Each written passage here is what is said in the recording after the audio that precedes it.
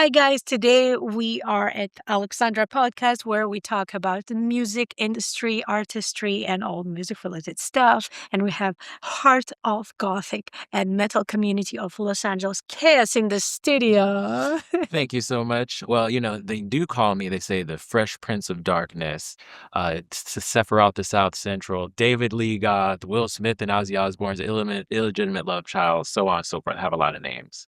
Well, you got the look. When I saw you first, I was like, oh my God, is this like somebody famous? I was like, what's going on? Who's this guy? They say dress for the part that you want to be, dress for the job that you want to have. Incredible. Yeah, we met at Lucky Strike. Lucky Strike. I started first, and then we had lots of cool bands in the lineup, and this is where we met. And I loved your band because you have the old school new metal. That's like how I got into this music. That's how I got into the scene. I'm from Los Angeles originally. When I was 13, like System of a Down is from Oh here. my God, I love System like Down. Korn's from Bakersfield, Deftones from Riverside. So we had like all those bands were local for us. Bakersfield, this is where I always stop to charge my car. Oh, never miss the spot. Never miss the spot. Yeah. I now have a local favorite coffee shop there. Yeah, exactly. So when I was like listening to this stuff, I was like, yeah, this is what I want to do. I want to play that kind of music, right? So I go to like music school because I was like decent. I used to play Metallica with all the kids in high school and stuff like that. But I was like, I really want to do the like the low tuning stuff was like really cool to me. And then by the time I was able to do it, that music wasn't popular anymore. That's when like metalcore was coming out, like Avenged Sevenfold. And I was like, well, that's way too hard. Right? Those guys are true. I'm a new metal kid too. Yeah. And back then, new metal was and alternative rock was very popular. It was like taking every movie with every TV show, every high school teenager would wear some like the Jacos with the chains, right? And stuff. And then it started fading away. And I was like, what is happening? I know, it was like my culture. Yeah, and when I heard first time Screamo. Yeah. I was like, okay, that's a lot. I know. I was like, no, I don't do this. I don't want to do this. Bring me back. Bring me back to the early 2000s. Yeah, actually, I had the same feeling. But now, when I like passed my milestone of being 30, life kind of like dragged me around. I've been like, to places. I was like, now I'm ready for heavy shit. Yeah, right. So I was the same way, but I went to music school. So I'm in music school. I'm playing Bach and Spanish guitar and Albanians and all that stuff. And I was like, I don't need to play that stuff anymore. Then it started to resurge. Like the new metal stuff started to come back. And I was like, wait, what? People play new metal again? Okay. Cool. Let me go get a 7-string guitar, 5-string bass. 12. Yeah. More strings. I was like, as many. Yeah, right. I founded my own festival. It's called Kaoz Fest. Oh yeah, right. Okay, hold on. Yeah. We need to introduce you properly. Okay. Okay. But before we start, let's introduce your friend. My son. Oh, your son. Lucas. Oh, Lucas. Yeah, this is my buddy. So how this started, as you know, music changed at a certain point, maybe before the pandemic. I don't know exactly the time, but there was a time where we used to put out music. We used to put out timeless records, right? Songs that I'm hopeful that we're supposed to. I was going to say your music sounds like that, like, and that's why too old. That's good. That's great. I was listening to Bohemian Rhapsody on the way over, right? And I'm thinking, okay, people sing that still to this day when it comes on. People want to sing it in karaoke. How much money did it make?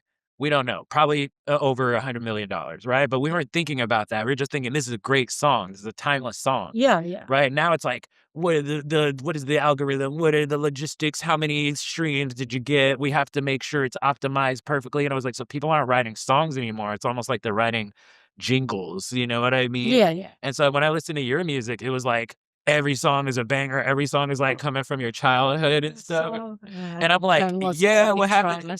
Right. I was like, what happened to music like that? So when I decided, I said, I'm going to jump into this foray almost as satirically. Right. And I'm going to, how do I advertise? How do I make myself a character? Right. Because I used to be a musician. And I was like, so that's not working for me anymore. I can't just say, hey, I play guitar, I play bass, I do this, I do that. They're like, we don't care. How many views do you have? Number, show us numbers. Right? So I bring out this guy, come up with the idea, what if I made myself into a puppet? Well, let's see. Yeah, you want to hear it? Yes, absolutely, please. Okay. This is my guy. Wow, look at all of the details. Oh my God. Right, he's got a choker. His hair was short because when I made him, my hair was short. So now you're gonna change it? I should change his.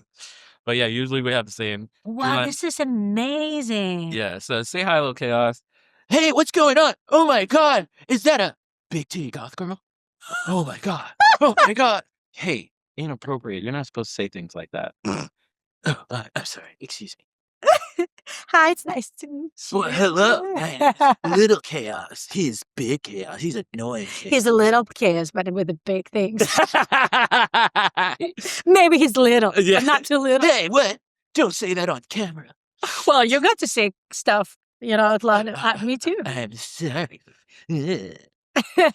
Don't be rude. Okay, so I created him, and I created like this whole persona. I even wrote a little short film. Oh, nice. And I scored the short film with original music to create like a lore for my character and to draw like more listeners, because I was like, people need story. They need something to really sink their teeth into, not just I'm gonna put one song out, I'm gonna put a dance out, and please come to my show.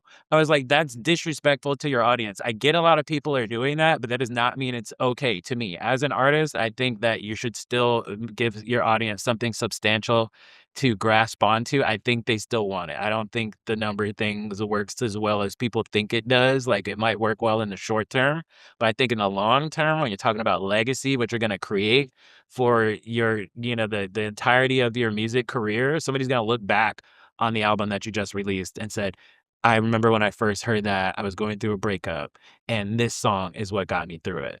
That to me was always more important than like how many streams, you know what I mean? Yeah.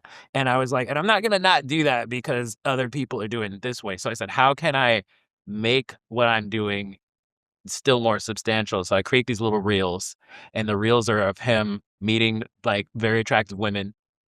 Right. And then he's trying to hit on them or like, talk to them. It's like me in high school. They reject him or they manipulate him into a messed up situation. They ends up dying, like Kenny. Drama. Yeah. Like Kenny from South Park. And then he puts songs out about the experience that he has. But actually, I like the idea that he talks about things you can't. Exactly. Yeah. You can say out loud something you can't. Exactly. That could be the whole thing, like reviewing the song, reviewing the band, reviewing the This band sucks. Those guys don't even have any breakdowns. Where's the guitar solos? Dude, you're not supposed to be saying stuff. As a new metal kid, you are probably into bridges, not metal. Yeah. Yes, we want came with a heavier stuff. Yeah. I myself, I was like, oh, we need the bridge. We need the bridge. And I was like, oh no, we need a metal breakdown. I was like, what is metal? Yeah. What is a breakdown? That's what. Yeah, right. So yeah. Right. He's like, there. That's what we need. Breakdown, brother. So. Well, I love the idea. This is incredible. Even little shoes. Yeah, he's got little dunks. But so then I turned that into the festival. So the show, he like kind of hosts it with me side by side. He has songs, my band has songs. He always like comes in at the end and does the performance with me. So at the festival, it's not just like, hey, come to my show. Because I don't think that really works so well. I think like I said, you do a great job of inviting the audience to be a part of the show. But if you just go, come to my show, why? Yeah. There's a bunch of shows this weekend. We live in LA. It's Saturday. It's so competitive. Yeah, so I don't think of it like, oh, nobody wants to come to my show. I say, make them come to your show. It should be like something special. I've seen this many times. When I see band is excited about the show, people got getting excited. Yeah. When band is not excited, nobody is excited. Like, I've seen it all. Like how many shows you went to during your whole life. Yeah, and I'm excited about the people that, like, oh, you're going to love this one. Oh, we got something special for you. Oh, you can't wait to see that. Oh, you went to the last one. Wait till you see this one. And that's how I promote every show. Like I say, I put on the greatest show in all space and time. Well, tell us about your festival. Is it normally runs indoor or outdoor? Like I've done it both ways. Yeah. And what's your favorite? Outdoor for sure, because I start earlier. Like I start at 4 and I have bands like from 4 all the way to like midnight. Perfect. That one is the craziest. It's the hardest one to pull off for obvious reasons because it just requires more capital to do. Recently, over the last few years, I have done it at a venue like a Lucky Strike, like a Dead Diamonds. stuff like that, where it's easy to get to, where I don't have to really worry about the bar so much because you need somebody with a liquor license and all that. Yeah. Either way, like, so the main thing is that it's an all immersive experience, not just come look at my band. It's yes, there are going to be bands there, but we also have glass walkers. We have fire eaters. Oh, that's We have so pole cool. dancers. We have Tattoo artists? yes, we have tattoo artists. We have special drinks. Amazing. Right? We have all kind of things that are immersive to the festival, like a metal fair. People, yeah, yeah, like a market. Essentially, yeah, because we have all these vendors, and they're all people from my community. Like, because I am, I do the goth, BDSM, kink, all that stuff as well. So if you've never had that, Noted. if you've never had that experience, it's a great place to start. It's not like super intense or anything like that, but it's like if you've never had it, you're like, oh, I would love to go check that out. Then there's something for everyone, and this way we give you something more. It's not just like, okay, you're gonna watch these 5 bands. You're like, okay, I'm coming for the fire performer. I'm coming for the spanking area. I'm coming to get a tattoo. I have so many, or you can listen to the music. The music's close enough to you. You can get a tattoo while the music's still playing. Just like at a Coachella. I think this brings so much what we used to see when we were growing up. Because what I remember, like, we didn't have like special alternative rock spaces to hang. So in order to hang with people we love, because internet back then was not a thing, right? Not really. So in order to hang with people would like what we like, we would go to kind of like meetups, radio station meetups, or like underground metal or alternative rock radio stations meetups. Exactly. Which was like weekly basis in the park and next to the, I don't know, like a famous poet statue, right? We used to have rehearsal spaces which had this hangout area where people would just come hang, and this is how you make friends with other band members. Yeah. So people kind of miss this physical space where they can come and just like see person who likes the same things. You know, like, I can sit down with you, talk about System of a Down 24/7. Yeah, right. I'm going to a regular show where there's like, because like, say if you do a show here in LA, they'll put you on a bill with like, there's a 12 million bands. Yeah, 12 million bands. They say bring 40 people, or we're gonna charge you $400. And 10 of your friends show up, and you end up having to pay the rest of it out of pocket. None of your friends are like, they're like, oh man, these drinks are really expensive. This show it's loud. You cannot talk to people. Like, they're rushing you out. Get out. Okay, leave your stuff in the street, or go put it back in your car. And now somebody broke into your car, stole all your gear. Have you been to San Francisco? No, never leave your gear in San Francisco in your car. Never. Yeah. So I was like, I do not like any of this. I grew up in LA. This was not like this when I was a kid. Yeah. I used to have so many venues, so many outdoor shows, so many backyard shows. That's where I met a lot of people. I used to hang out at colleges and just meet band members. And I was in 10 bands every week, and it was fine. Yeah, right? Right. And then the internet, got whatever it's in. Now there's like a bunch of people who are just acting like they're in bands. They're not even musicians. They don't even know the people they're playing with. And I'm like, what is this? What's going on? So that's why you see me at so many different shows. You see me at everybody's show, because I'm like, hey. That's so nice of you, by the way. You are trying to bring the vibe back. Yeah. Showing up. I always go and see bands I like or bet to discover. Yeah. I often bump into same people, right? Because I was a live show, what is it, goer? So I meet same people all the time. Yeah, I was like how I met PK. I met people at the show, and then we bumped into the Viper Room. Yeah. And then the other spaces, like Rainbow. Yeah, Rainbow, my Rainbow show. And then I met you at Lucky Strike. You're gonna be at Barson. My band played there last week. Like, I was like, okay, sorry, I missed it. No, I wasn't there either. But because I wasn't playing. So like we're supporting business. Sorry, I missed my band show. I had a reason. I was sick, but they played. I wasn't there. But the point of what I'm saying, I was like, if we don't have that community, I was like, I can't sit and complain and say we don't have the community if I'm not a part of it. I can't sit back and go like, there's nobody doing things, right? Yeah, there's nobody doing things. And I'm like, yeah, dude, I know. Yeah, I know. Stop copying me. So I said, I need to be the one. I got to be the guy to go out there and meet these other bands, shake hands with people. The reason why I even offer to play in so many bands is because I'm like, hey, guys, if you're ever down a man, let me know. Like, I don't want you guys canceling shows because you're like, oh, this guy, I don't know anybody that knows the songs. I was like, I'll learn the songs. Yes, I do have to charge because it's like, No, of course. Listen, every person should be paid. yeah. Like, it should be like normal market rate and paid. Everybody have to pay it. I mean, one day I will get paid. Yeah, like, yeah. Eventually, that will happen, hopefully. Right. But, that's important. Yeah. Because, what I've noticed? If you work for free, people don't really treat you nicely. That's what I was going to say. They really, think that they can this waste guy, your time. Yeah, he sucks. He's probably not that good if he's offering for free. So I was like, okay, I see that. I agree, but I was like, okay, still, like you said, the way you present yourself, I show up looking the same. I have a consistent look. I look this very similar all the time. I'm always very polite. I shake hands, I offer, and then I disappear. Yeah. And then I just post. You should appear like a vampire. Yeah, just out of dust. And disappear like that. That would be so epic from the stage. Yeah, no, really. And just only shoes left. So, do you have a festival happening this year? Yes. I don't have the date yet, but probably around September. I've been talking to people about venues, and I just have to go check them out.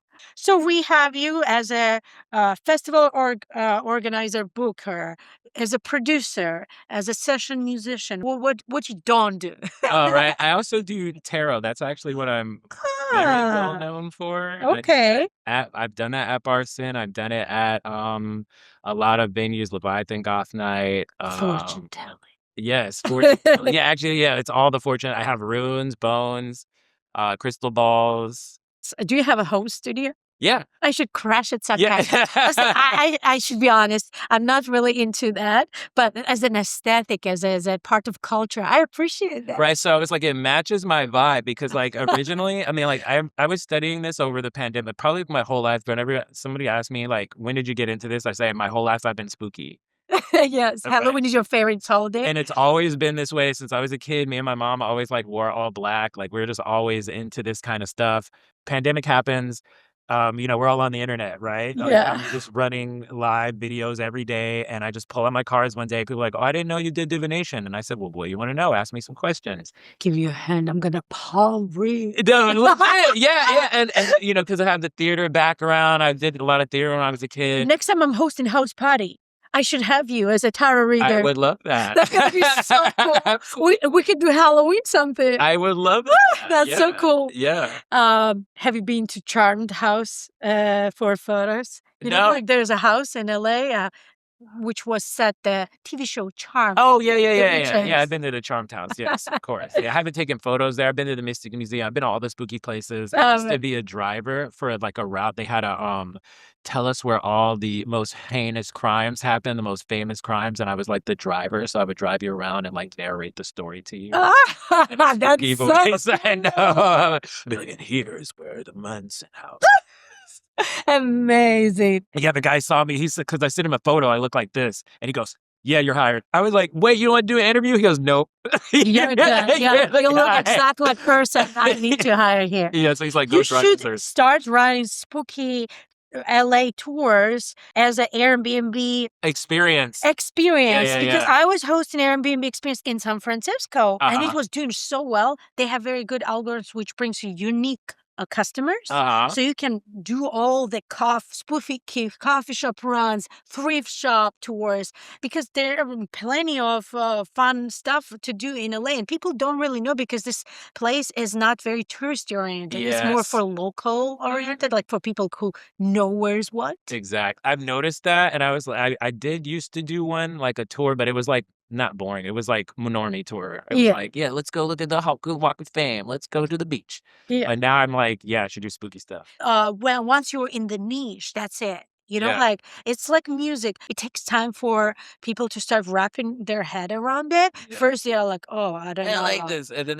then once it becomes a niche, like not niche, even like recognizable, that's associated around you and your brand, then people start like, "Oh my God, this is actually something I can get into. So yeah, actually, what I'm whispering fuck with. It's my independent podcast. I do whatever I want. That's right. All right. So, how many bands do you play as an instrumentalist? Okay, so it's basically I was this is my saying, if it pays, I plays. I love it. Right, but so I wouldn't say I'm only in 3 bands.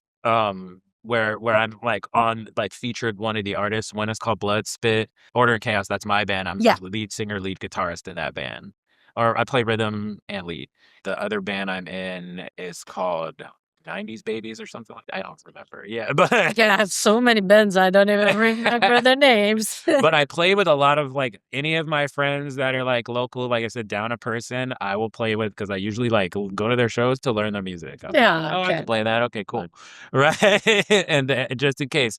And the reason why, like I said, I do this is for a lot of reasons. It doesn't like pay very well. So and it's stressful. It's like, It is. You're learning so many things in like one day, whatever. For her to play one gig, like I'm playing next week, I'm playing bass in a jazz band, and then the following week I'm playing like lead guitar in a 90s cover band, and for like the 4th of July, and then I'm playing in my band in August, and my band is similar to yours. It's like new metal if Prince was like more.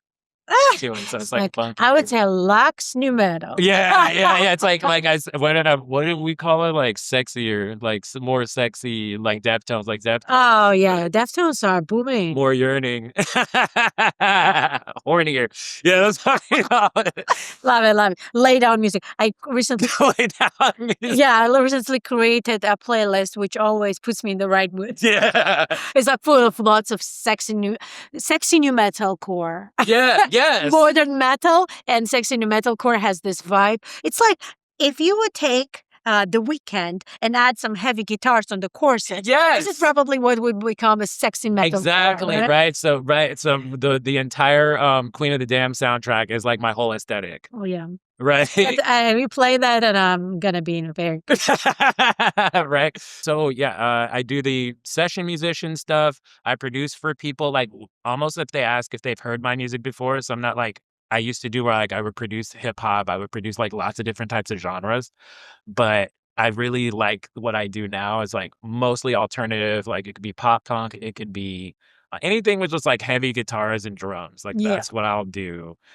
Some hyper pop stuff, I'll send it to my friends and ask to help me out. But I just really like the live aspect of actually playing instruments on tracks and layering guitars, layering vocals. Like I'm really into the old school stuff. That's amazing. I love it. I love how you form your ecosystem around yourself. This is what I also do myself. Yeah. It is like this. You come to the place, right? I moved to like many countries and like I've been around for a while.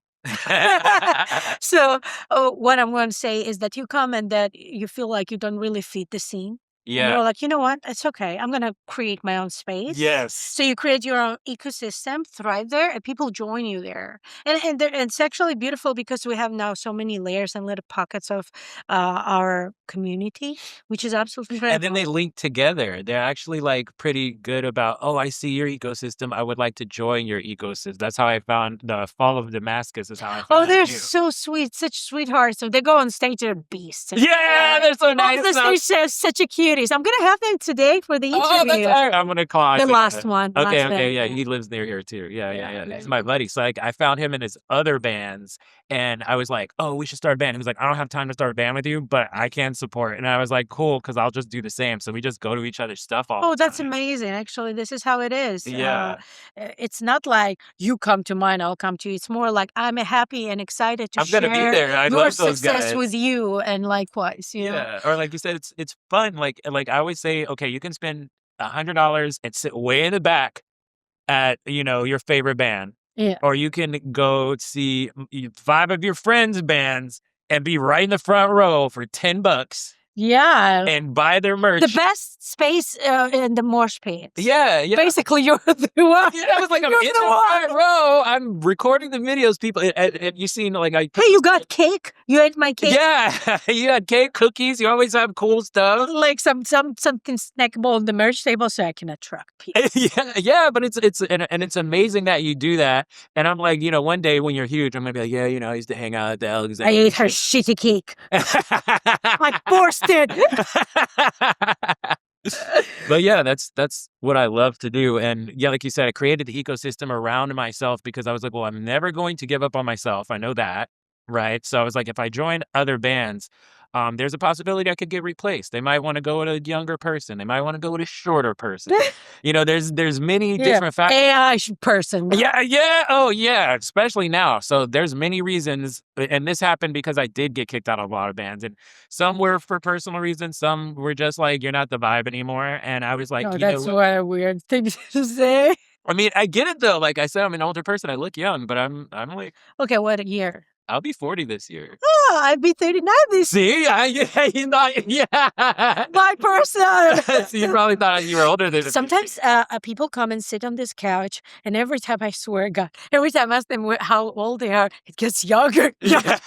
Wow, I feel like I'm 18. You're like, sometimes people say like, oh, I'm 2000, like I don't know, 10. Yeah. I was like, oh. Yeah, wait a second. Before it would be like, I'm 1996 or something. I was like, that's so young. And no, 2007. It was 2006. And you're like, that's too young. You're like, actually, that's 20. Whoa. And you're like, what? How old am I? Yeah.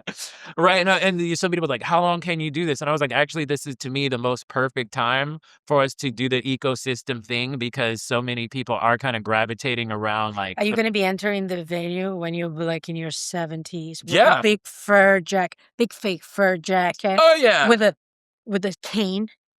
Absolutely. Like there's a guy. Total queen. There's a guy named Toledo that does that. Oh, really? Yeah.